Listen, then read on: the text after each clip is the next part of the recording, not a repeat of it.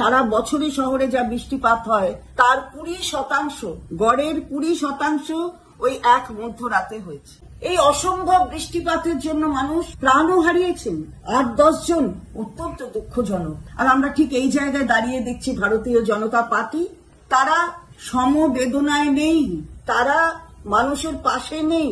কিভাবে লাশের রাজনীতি করবে, কিভাবে মাননীয় মুখ্যমন্ত্রী আমাদের দলের নেত্রী তাকে আক্রমণ করবে, শুধু চিন্তা এই দিকেই প্রসারিত। ভেবে দেখুন, মাননীয় মুখ্যমন্ত্রী উৎসবের নানান ঘটনাকে কেন্দ্র করে কটূক্তি করছেন।